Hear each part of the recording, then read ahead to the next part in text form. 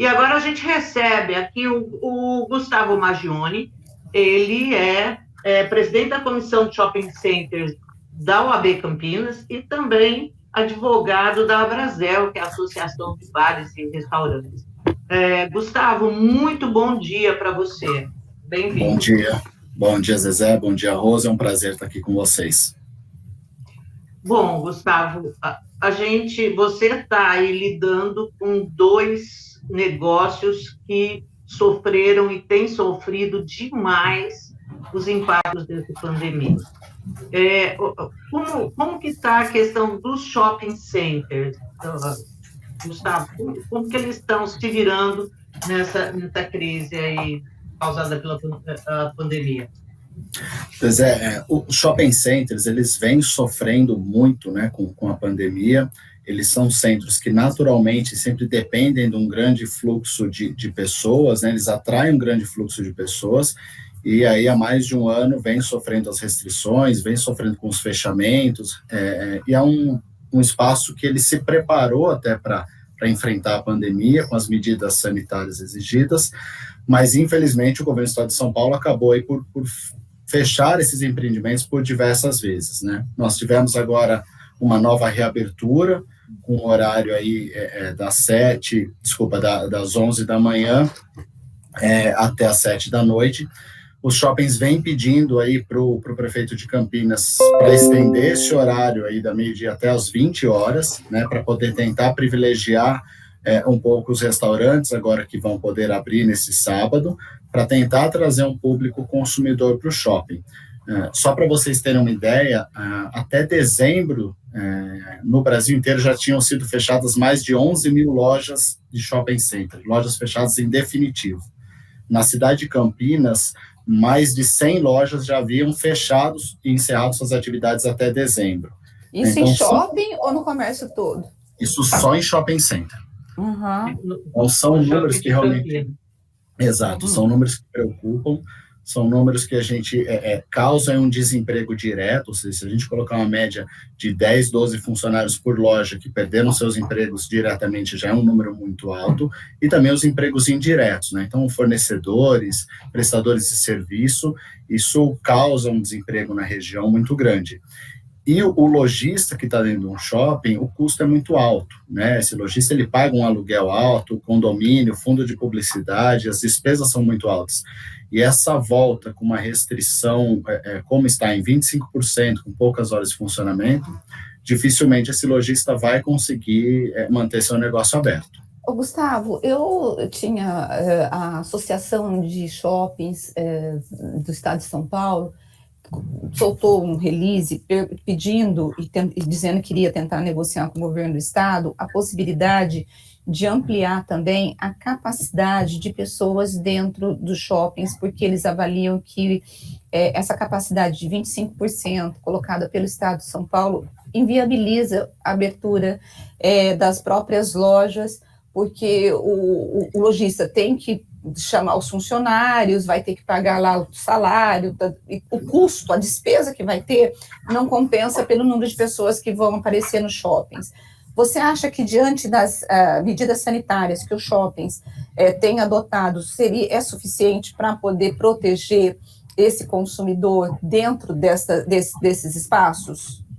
Olha, a gente entende que sim, realmente os shoppings, eles têm um poder de controle de entrada de pessoas muito grande, né, diferente das lojas na rua ou no centro de Campinas, a entrada no shopping center é muito bem controlada, então isso seria possível fazer um controle efetivo de quantas pessoas estariam dentro do shopping. A gente vê como um equívoco do governo do estado de São Paulo em reduzir o horário do comércio. Porque quanto mais tempo a pessoa tem para ir no comércio, você consegue aí que não haja aglomeração. Quando você restringe o horário, quem precisa fazer uma comprar alguma coisa, ele vai estar indo sempre no mesmo horário. Então, a gente entende que um maior horário de shopping center, com aí um aumento da capacidade, tornaria ainda mais seguro, né, o público frequentar o shopping center. A abertura da praça de alimentação também de forma restrita, né, com capacidade reduzida, mas a gente entende que isso tornaria o shopping seguro e faria com que o lojista conseguisse sobreviver a esse período aí de pandemia. do jeito que está, com 25% da capacidade em horário reduzido, para muitos lojistas não compensa abrir a loja. E como a gente já vem sofrendo aí há muito tempo esse setor, é um setor que a ajuda do governo federal ainda não chegou, né? Ele não consegue mais crédito e provavelmente, se a gente não tiver uma mudança na política do Estado de São Paulo, vão haver mais fechamentos e mais demissões. Bom, Gustavo, você disse que vocês têm conversado com o prefeito de Campinas, mas a pressão não está sendo feita no lugar errado, porque o prefeito, o que ele pode é apertar as regras, né, de acordo com decisão do Supremo Tribunal Federal, e não afrouxar essas regras. Por que vocês insistem assim com o prefeito? Na verdade, assim, desde o começo da pandemia, a prefeitura disponibilizou um canal, né, para os empreendedores de shopping center da cidade. Eles estão em contato direto com a prefeitura, com a vigilância sanitária, para adotar as medidas mais seguras para o município. A OAB, através da Comissão de Shopping Centers, vem acompanhando esse diálogo dos shoppings com a prefeitura, vem ajudando. E a Abrace, que é a associação que representa, né, os shopping centers, vem também negociando na esfera estadual com o governo. A decisão do STF, ela diz que hoje a decisão ela cabe a estados e municípios de maneira concomitante. Então, a gente vem também falando com o prefeito Dário, que sempre tem nos recebido, tem nos atendido, para que entenda que a situação em Campinas, a gente hoje precisaria de pelo menos essa 1 hora, mais essa mudança de horário, para que as lojas consigam suportar. Paralelo a isso, a gente vem sim conversando com o governador João Dória. Tá, porque o que eu entendo é concomitante, mas desde que não seja conflitante. Aí foi estabelecido que o Estado pode aplicar regras mais severas do que a União e os municípios mais severas do que os estados. Foi essa interpretação que eu dei, que eu comento aqui sempre. Por isso que eu nunca entendo quando é um lance com o prefeito, porque eu acho que o que ele pode fazer é meio que interceder junto ao governo estadual. Mas, assim, do ponto de vista da expansão do horário, qual o tempo que vocês acham? Você falou até às 8 para os restaurantes poderem usar, poder aproveitar também essa reabertura. E qual a capacidade de ocupação assim que vocês consideram ideal? Olha, a gente entende que o shopping trabalhar com pelo menos 40%, né, já volta aí a ter uma capacidade, essa capacidade já foi liberada anteriormente. No período em que os shoppings estavam abertos com 40%, não houve um aumento no número de casos, né, esse aumento nunca foi relacionado à abertura do comércio, principalmente dos shopping centers. A gente entende que pelo menos 40%, com uma ampliação do horário, você evitaria aglomerações e você faria com que esse comércio conseguisse sobreviver a esse período de pandemia. A gente entende as restrições, a gente acha que elas têm um fundamento, mas da forma como vem sendo feita pelo governador do estado de São Paulo, ela vai acabar por aí fazer um desemprego atingir um nível recorde e empregos que não serão retomados em pouco tempo, porque o comércio não vai conseguir se recuperar nesse segundo semestre.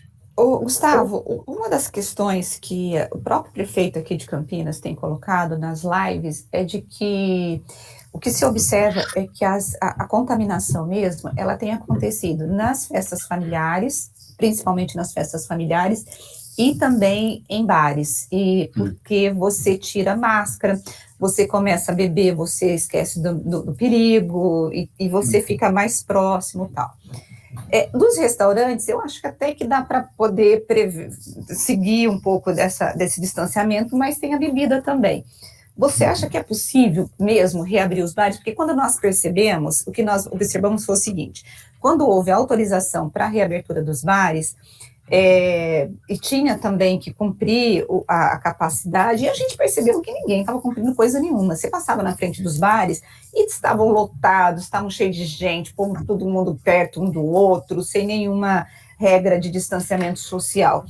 Como ajudar essa categoria, já que, basicamente, o que faz você estar num bar é essa troca mesmo de papo, bebida. O que fazer? Porque eu não consigo ver uma solução para essa categoria.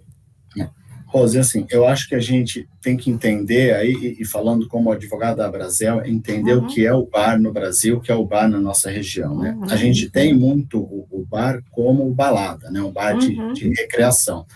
Mas a maioria do setor tem o bar da esquina, que é a família que trabalha ali, a que vende a quentinha, né? Que sobrevive ali, basicamente, do comércio local. Então, nós nunca podemos esquecer que essa pessoa também tem que sobreviver, seja vendendo a marmita, seja vendendo ovo empanado, o que for. Isso faz parte hoje de quase 70% do nosso mercado, são esses tipos de estabelecimento, né? São os restaurantes pequenos. A Brasel tem sempre pedido para que o poder público diferencie a balada clandestina, a aglomeração, o bar, desse tipo de estabelecimento. O que a gente vê, eu concordo que tem que haver uma política rigorosa aí de controle de festas clandestinas, de aglomeração, dos bares que eventualmente não respeitarem os protocolos. Então, hoje, o protocolo de segurança diz que, independente se é um bar ou um restaurante, a pessoa deve estar sentada, com espaçamento, com álcool gel na mão, né, em todas as mesas. Quando ela se levanta para ir até o banheiro, para ir até um lugar, colocar a máscara. E cabe isso realmente ao dono do estabelecimento, essa fiscalização, e fazer com que isso aconteça. Mas a gente entende que fechar todo esse setor e não dar nenhum suporte, porque hoje o que o governo tem feito é isso. Eu entendo que vocês são um risco. Fecha e se vira para pagar a conta.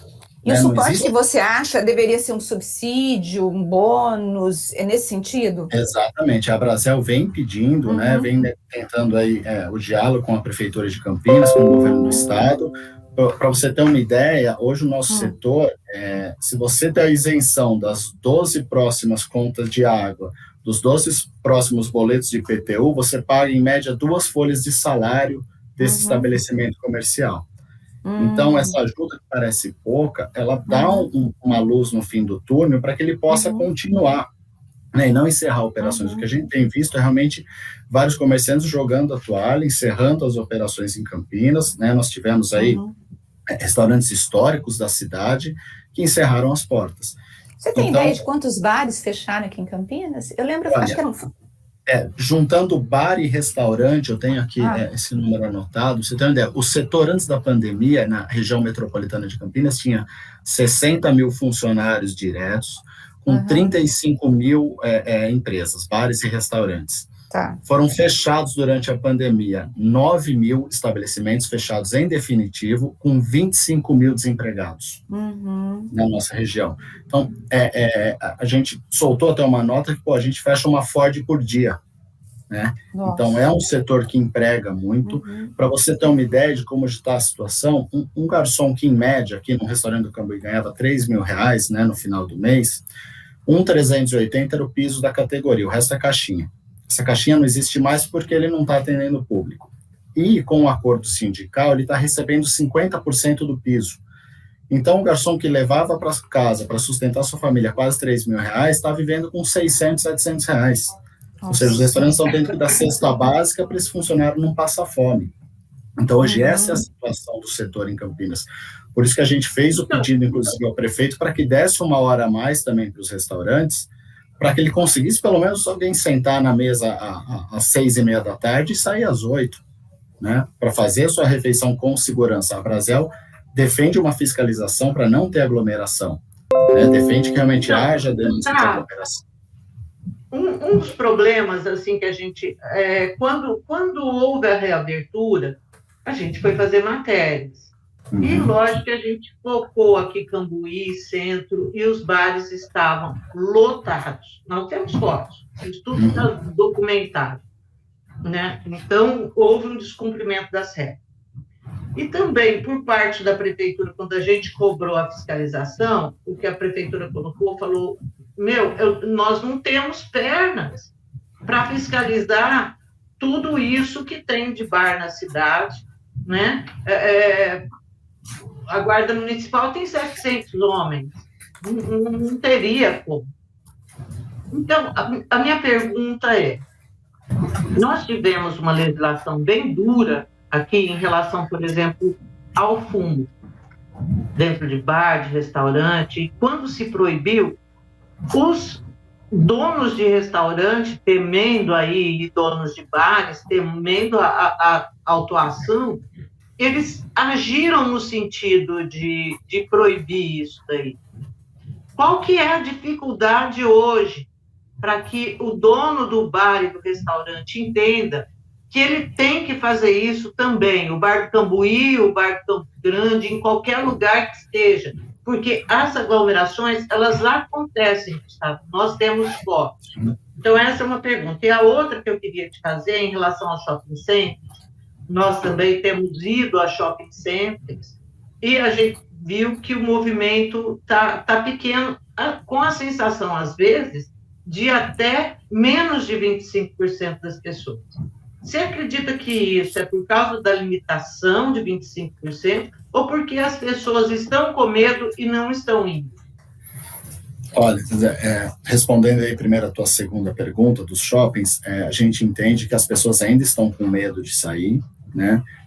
Isso gera realmente uma queda de fluxo muito grande, mas principalmente porque quando você reduz esse horário de shopping center, a pessoa fica com medo de ir e o shopping está cheio naqueles horários que eles estão abertos. Então, justamente o que a gente entende que se aumentasse o horário, aumentasse a capacidade, você consegue com que esse público se sinta seguro para frequentar o shopping center, né, e consiga lá fazer suas compras com tranquilidade, sem uma aglomeração. Então, isso vai ajudar, o movimento realmente é muito fraco, e por isso que muitos lojistas falam que estar aberto neste momento acaba não compensando, porque ele tem um custo muito grande para estar aberto. Em relação aos bares e restaurantes, a gente entende que realmente houveram estabelecimentos que descumpriram.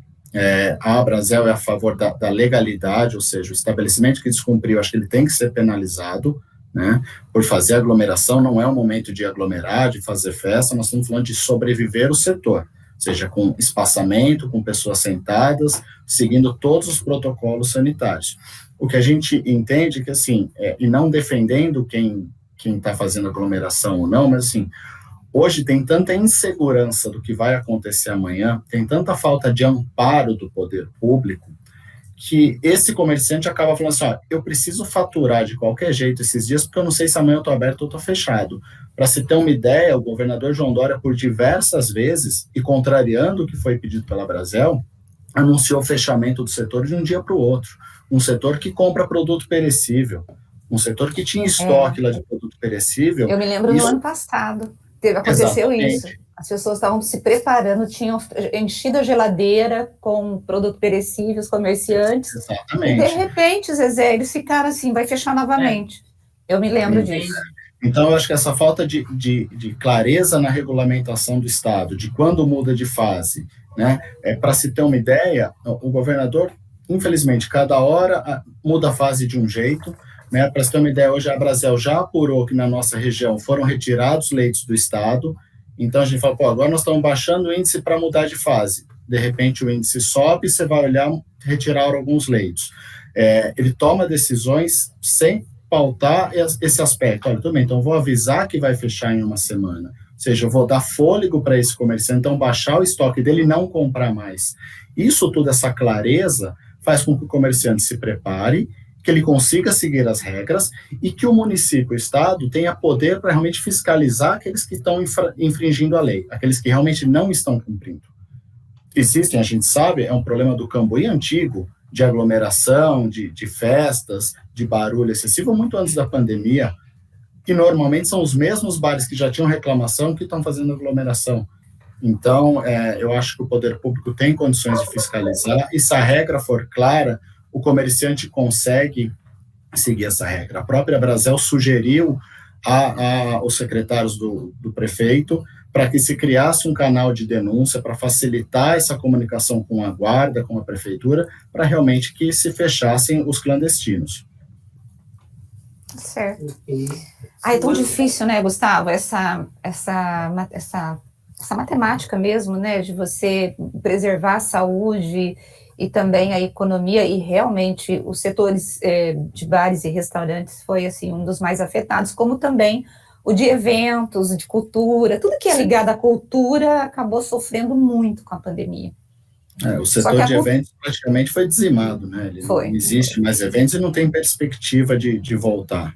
Né? Nossa, eu fico imaginando o pessoal de buffets, de festas, de casamento. Exatamente.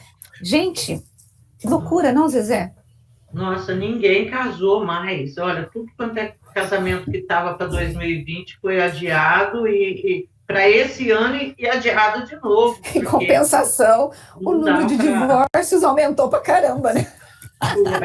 Minha filha, não é fácil viver junto em pandemia, não. Bom, Gustavo, quais são, hoje, a gente deve ter amanhã começa a reabertura, né, de outros segmentos, mas você tem alguma expectativa para hoje? A gente acha que vai ter um determinado momento, eu estava lendo, inclusive, isso, que num determinado momento o governo do estado vai começar a adotar aquela política de fases diferentes para diferentes regiões do estado. Você está com alguma informação acerca disso? Olha, a gente sabe que quando o governo muda de fase, né, que ele voltaria em tese algumas cidades para a fase laranja, ele tem feito essa análise aí de realmente de fazer a mudança de fase.